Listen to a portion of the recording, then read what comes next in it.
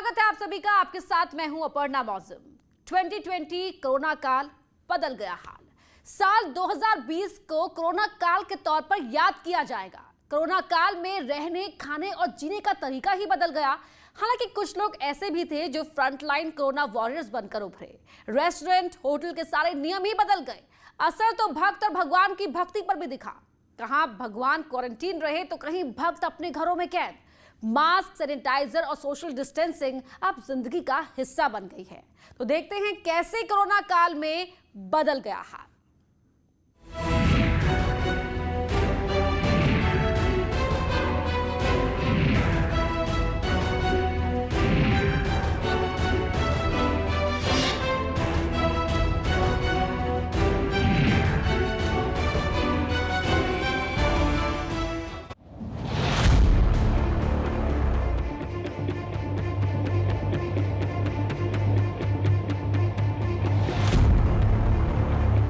कोविड-19 की वजह से देश दुनिया में लोगों की जिंदगियों में कई तरह के बदलाव आए। लॉकडाउन और उसके बाद लाइफस्टाइल पूरी तरह बदल गई। लोग अपने ही घरों में कैदियों की तरह कैद हो गए थे। कोरोना वायरस की वजह से नकारात्मक रिजल्ट ही देखने और सुनने को मिले। सच्चाई ये भी रही कि बहुत से लोग इसकी वजह से अपना रोजगार खो बैठे, तो कुछ शारीरिक या मानसिक बीमारी का शिकार बन गए। लोगों ने लाइफस्टाइल में बड़ा बदलाव किया। लॉकडाउन सिर्फ घर में कैद रहने की आफत लेकर नहीं आया, बल्कि उसने लोगों को जरूरत के वक्त मदद करना भी सिखाया। साफ सफाई पूरी मजबूती के साथ जीवन शैली का हिस्सा बन गई। कोरोना ने सीमित संसाधनों में जीना भी सिखाया। यूपी में स्वास्थ्य विभाग के सामने भी कई चुनौतियां आई। जो है वो तो खत्म हो जाएगा और उसमें क्योंकि एंटीबॉडी बनने से लोगों में जो लड़ने की क्षमता जो है वो ज़्यादा विकसित हो जाएगी। लेकिन उसके साथ साथ जो ये सारी चीज़ें कि सोशल डिस्टेंसिंग, मास्क का पहनना, बार बार हाथ धोना, ये सारी चीज़ों पे भी आगे भी हमें ध्यान देना पड़ेगा। कोरोना काल में कई सारे डॉक्टर कोरोना वॉरियर्स के तौर पर याद किए जाएंगे, जिन्होंने अपनी जिंदगी देश सेवा में समर्पित कर दी। दिक्कतें कम जरूर हुई हैं, लेकिन खत्म नहीं हुई। चुनौतियां अभी भी सामने हैं। 2020 के दौरान कोरोना ने जो जिंदगियां बदली, 2021 में भी लोगों को इस बात पर ध्यान देना होगा कि कोरोना अभी गया नहीं है और कोरोना से बचने की सख्त जरूरत है। कैमरा पर्सन मनोज शाही के साथ अलाउद्दीन, न्यूज़ 18, लखनऊ।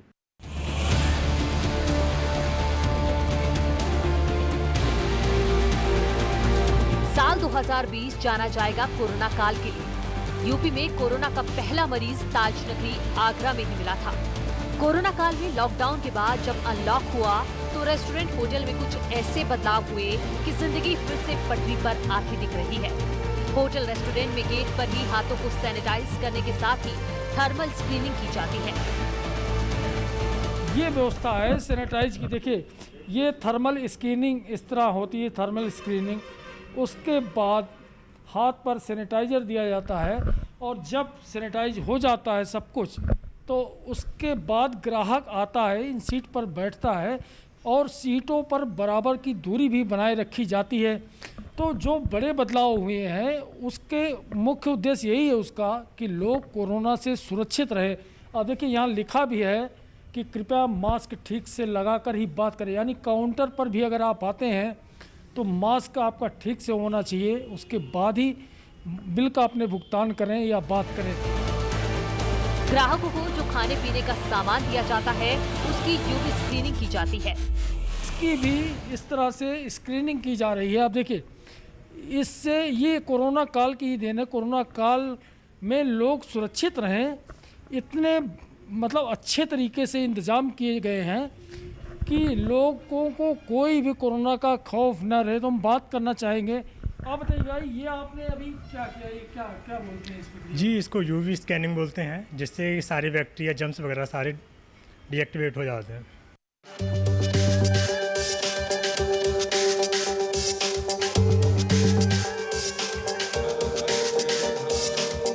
कोरोना का असर आम आदमी की जिंदगी और उसकी रफ्तार पर ही नहीं पड़ा, बल्कि कोरोना ने भगवान और भक्ति पर प्रभाव डाला है। ऐसा पहली बार हुआ जब मंदिर इतने लंबे वक्त के लिए बंद रहे।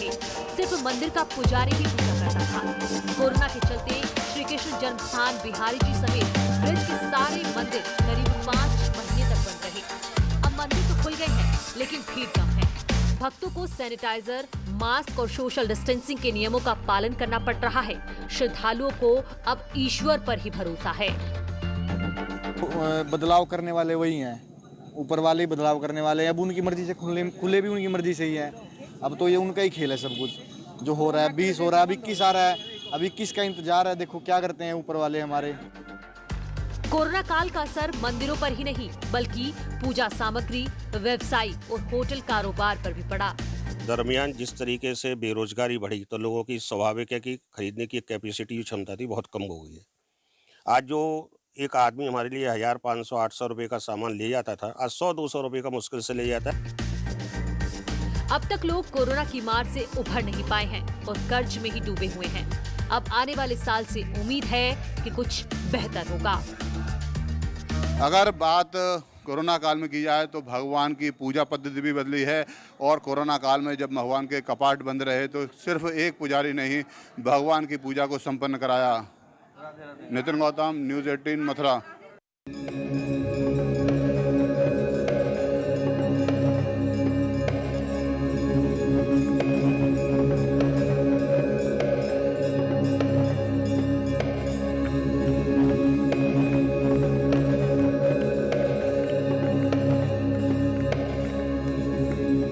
दुनिया में विख्यात बनारस की गंगा आरती एक बार फिर अपनी उस पुरातन आभा के साथ लौट आई है। बाबा विश्वनाथ के दरबार भक्तों के लिए खुल गए हैं, लेकिन साल 2020 के वो 8 महीने भी इस काशी ने देखे जब काशी वासियों से मां गंगा और बाबा विश्वनाथ दूर रहे। इतिहास में पहली बार ऐसा हुआ कि मां गंगा आरती में जो आरती कभी बंद नहीं हुई, लगातार 7 पुजारियों के द्वारा महाआरती होती रहती थी, वह इस बार एक कोरोना काल में मात्र एक अर्चक के द्वारा मां गंगा की आरती होती रही।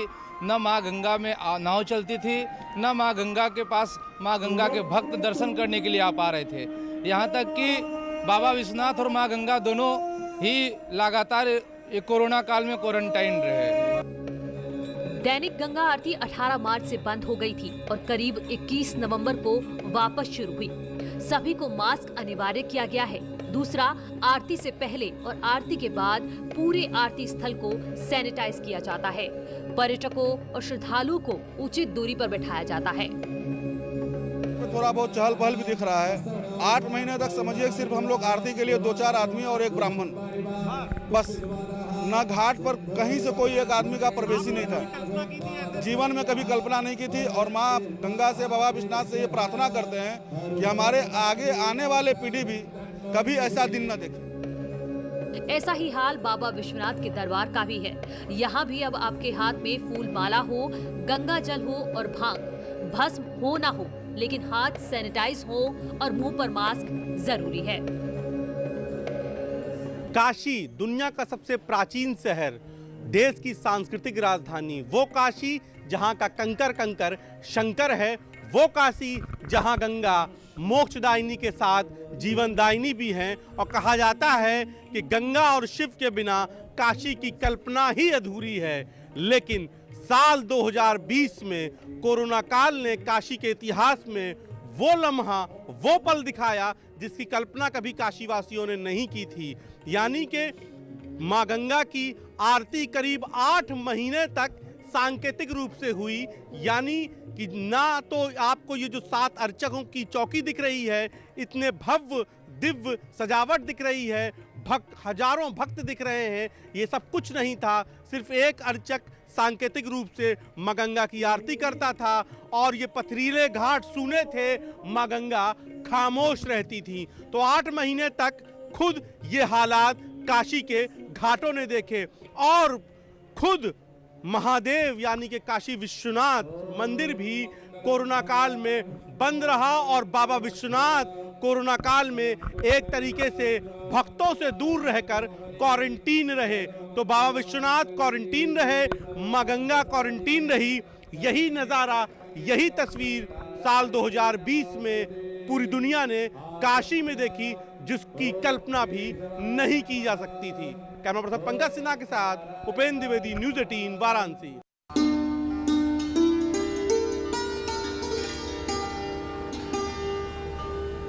कोविड के इस दौर में बहुत कुछ बदल गया। सदियों बाद मंदिर लंबे समय तक बंद रहे, भक्त अपने भगवान से दूर रहे, लोग अपने घरों में ही पूजा पाठ करते रहे। कोविड के नियमों में छूट मिलने के बाद जब श्रद्धालु मंदिर पहुंचे तो दर्शन करने के नियम पूरी तरह बदल चुके थे।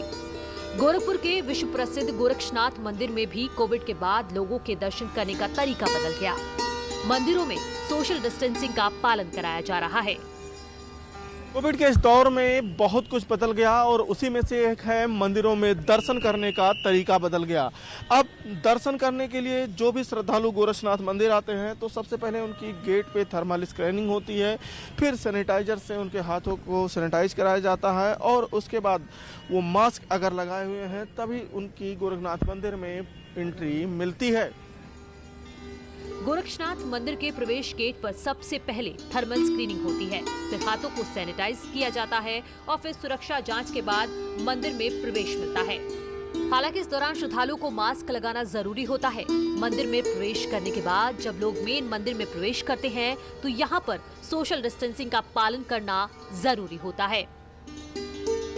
मंदिर में प्रवेश के बाद जब श्रद्धालु भगवान गोरक्षनाथ के सामने आते हैं तो यहाँ पे उनको सोशल डिस्टेंसिंग का पूरा पालन करना हो रहा है। यानी कि इस कोविड काल के पहले जिस तरीके से आसानी से श्रद्धालु आते थे और भगवान के दर्शन करते थे, अब वो सब नहीं है। अब लोगों को एक दूरी बनाना पड़ रहा है, साथ ही बिना मास्क के अंदर जो है यहाँ पे जो पुलिस फोर्स है वो लोगों को तुरंत टोक दे रही है कि मास्क लगाइए तब आप दर्शन कर पाएंगे, और लोग उस प्रोटोकॉल का पालन भी कर रहे हैं। श्रद्धालु की माने तो नियम तो बदले लेकिन दर्शन अच्छे से हो रहे हैं। देखिए, गेट से घुसते समय गेट पर न कोई धक्का मुक्की है न कुछ ही है, सब लोग दूर दूर से चल आ रहे हैं। वहाँ पुलिस वाले का प्रबंध भी बहुत बढ़िया है, पहले ही चेक कर लेते हैं आपकी टेम्परेचर कितना है क्या है और चेक करने के बाद छोड़ते हैं। लोग स्वयं से अपना जो है दूरी बना के रख रहे हैं, मास्क सब लोग यूज़ कर रहे हैं और मंदिर में जाइए दर्शन भी बड़ा सुंदर से हो रहा है, कोई मतलब देह पर देह धक्का वाली बात नहीं होती है।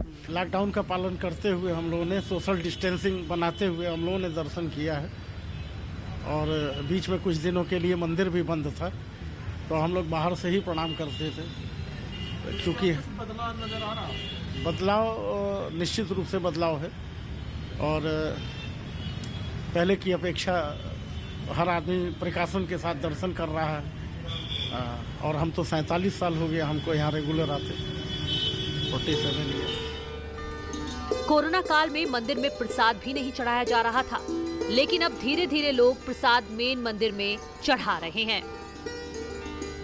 काल में गोरखपुर के प्रसिद्ध काली मंदिर में भी दर्शन के तौर तरीके बदल गए। जहां यहाँ पे सोशल डिस्टेंसिंग के पालन होने लगा, वहीं पे अब कम संख्या में जो श्रद्धालु हैं वो अपने घरों से निकल के बाहर आ रहे हैं और पिछले सालों की अपेक्षा इस साल बहुत कम लोग दर्शन पूजन कर रहे हैं। अखिलेश पांडे के साथ Ramgopal Dwivedi, news 18 Gorakhpur.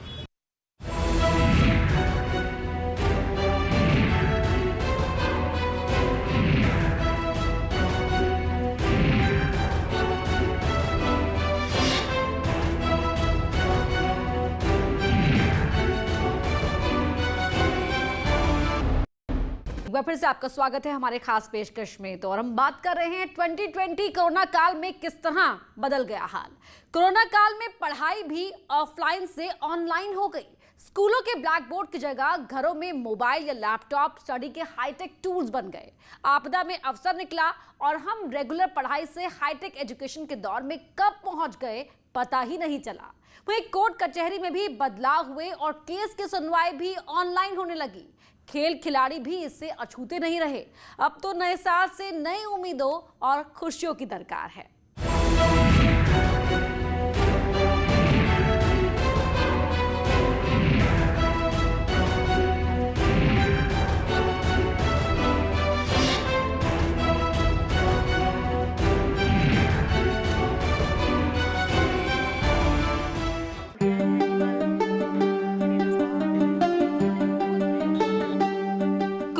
Office culture ही नहीं बदला, स्कूलों में पढ़ाई का स्टाइल भी बदल गया।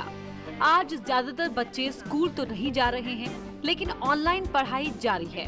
स्कूलों में टीचर तय वक्त के मुताबिक मोबाइल और लैपटॉप लेकर ऑनलाइन सोशल साइट्स और एप्लीकेशंस के जरिए छात्र छात्राओं से जुड़े हैं और ऑनलाइन पढ़ाई करा रहे हैं। पहले जब कोरोना शुरू हुआ था तो हम लोग को ऑनलाइन पढ़ने में बहुत दिक्कत होती थी, बहुत परेशानी होती थी, लेकिन अब बहुत सही हो गया है। अब हम लोग को समझ में आने लगा है कैसे पढ़ना है, क्या होना है, तो अब बिल्कुल सही है। प्राइवेट स्कूलों में संसाधनों की कोई कमी देखने को नहीं मिल रही है। वहां पर टीचर ब्लैक बोर्ड पर मोबाइल, ट्राइपॉड और लैपटॉप सभी का इस्तेमाल करके बच्चों तक पहुंच रहे हैं। दूसरी तरफ सरकारी स्कूलों में टीचर अपने मोबाइल के जरिए सोशल साइट पर ग्रुप वीडियो कॉल के जरिए अपने स्टूडेंट्स को पढ़ाने में लगे हैं। टीचर्स का मानना है कि कोरोना काल ने पढ़ाई का पैटर्न पूरी तरह बदल कर रख दिया है। लोग ऑनलाइन क्लासेस ले रहे हैं, जिसमें हम जूम के थ्रू भी लेते हैं, गूगल मीट के थ्रू भी लेते हैं और व्हाट्सएप ग्रुप्स हमने बना रखे हैं, जिस पे हम लोग अपने प्लान्स को, लेसन्स को और वर्क को अपलोड करते हैं और बच्चे उसको करके उसका फीडबैक देते हैं।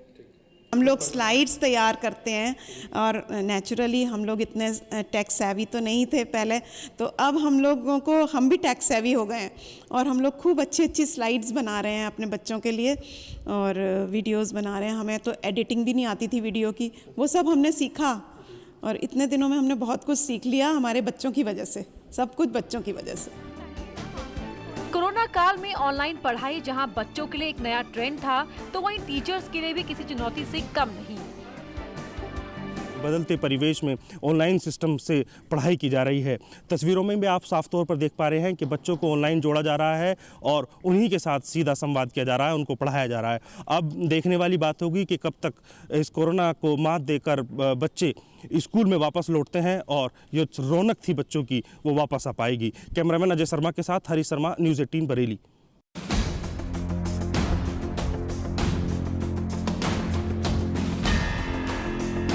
कोरोना काल में न्याय प्रणाली में भी बड़ा बदलाव आया।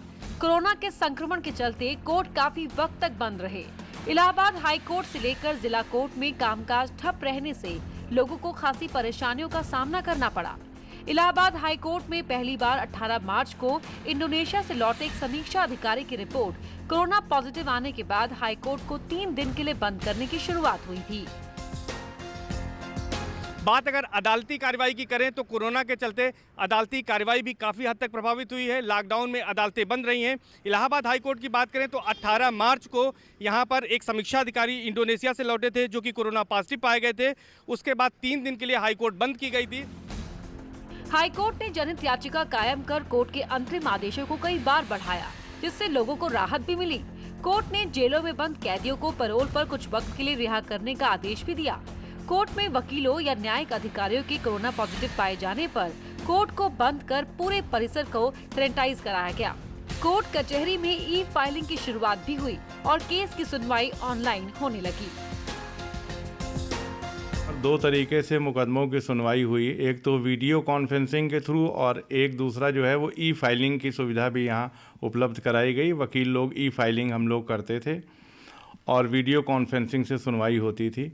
लिंक आने के बाद कहीं तो ऐसा भी हुआ है कि जब अगर लिंक नहीं आ पाया है वकील के पास तो कुछ जजेस ने फ़ोन पर भी बहस जो है वो सुन ली है अर्जेंट मुकदमों में और ऑर्डर पास किया है। कोरोना के चलते कोर्ट में केस की सुनवाई को लेकर वीडियो कॉन्फ्रेंसिंग की शुरुआत होना बड़े बदलाव के तौर पर सामने आया। अंसारी जैसे जो माफिया जेल में बंद हैं, जेलों से उनके मुकदमों की सुनवाई वीडियो कॉन्फ्रेंसिंग के जरिए हो पा रही है।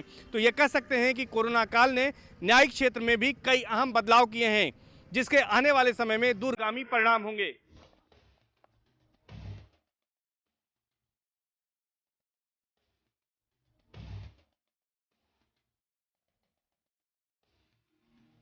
कोरोना काल ने बहुत कुछ बदल कर रख दिया है। यहाँ तक कि खेल की दुनिया भी बदल गई है।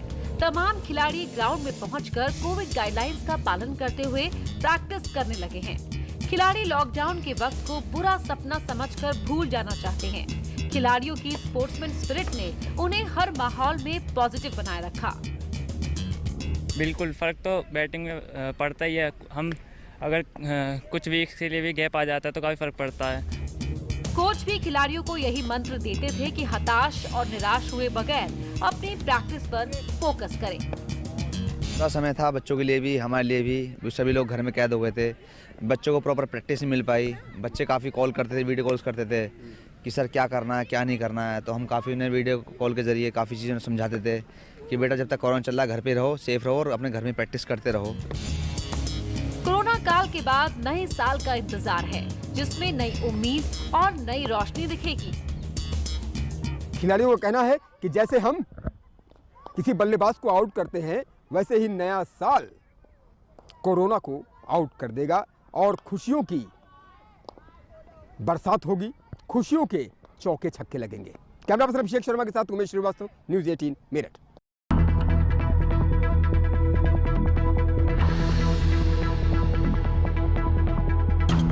महादेव की काशी को नए साल पर सीएनजी की नौकाएं मिलने जा रही हैं। मां गंगा की अविरल धारा को पावन बनाने के मकसद से पायलट प्रोजेक्ट के तहत घाट पर सीएनजी स्टेशन तैयार किया जा रहा है। वाराणसी में चलने वाली नौकाएं ना तो अब जहरीला धुआं छोड़ेंगी और ना ही शोर करेंगी।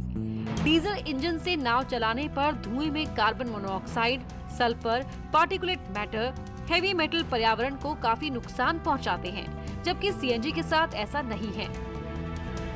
वाराणसी के द्वारा देश में एक मैसेज जाएगा कि यहाँ पे किसी भी प्रकार से जो संचालन होता है वो बहुत ही स्वच्छ पर्यावरण की दृष्टि से होता है। एनजीटी के द्वारा और कई बार जो डीजल इंजन के द्वारा जो तेल बिखरा रहता है नदी पे, उससे इकोलॉजी पे असर पड़ता है, तो कई बार कमेंट्स किए गए हैं।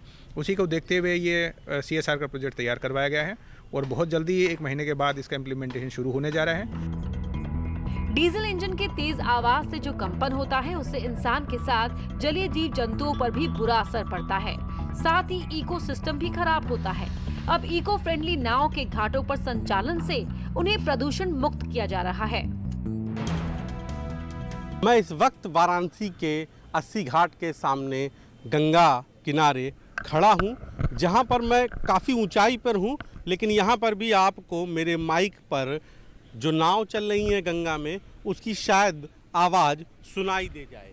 तो ये जो आवाज़ होती है ये इंजन की होती है, और ये जो आप कैमरे में कुछ धुआं देख रहे हैं, ये इंजन से निकलने वाला धुआं है, जिसको लेकर अक्सर गंगा में प्रदूषण को लेकर पर्यावरणविद जो हैं वो सवाल उठाते रहे हैं। लेकिन अब ये सवाल का जवाब मिल गया है, उसका समाधान भी निकल गया है, क्योंकि अब गंगा में नए साल से CNG की नाव चलेंगी। इसके लिए खिड़किया घाट पर स्टेशन बनकर लगभग तैयार हो गया है, डॉटर स्टेशन भी बन गया है, जहां से पहली किस्त में करीब 51 नाव में करीब 1 करोड़ रुपए की धनराशि से जो है CNG के किट लगाई जाएंगी। तो इसके बाद वो जो नावें होंगी वो CNG से चलेंगी, जिससे गंगा में प्रदूषण से मुक्ति मिल जाएगी। गंगा को ये तोहफा प्रधानमंत्री नरेंद्र मोदी देने जा रहे हैं, और खुद मुख्यमंत्री योगी आदित्यनाथ गंगा में जो CNG नाव है, यानी कि इको फ्रेंडली जो नाव है, उसका शुभारंभ करेंगे। कैमरा पर्सन पंकज सिन्हा के साथ उपेंद्र द्विवेदी, न्यूज़ 18 वाराणसी।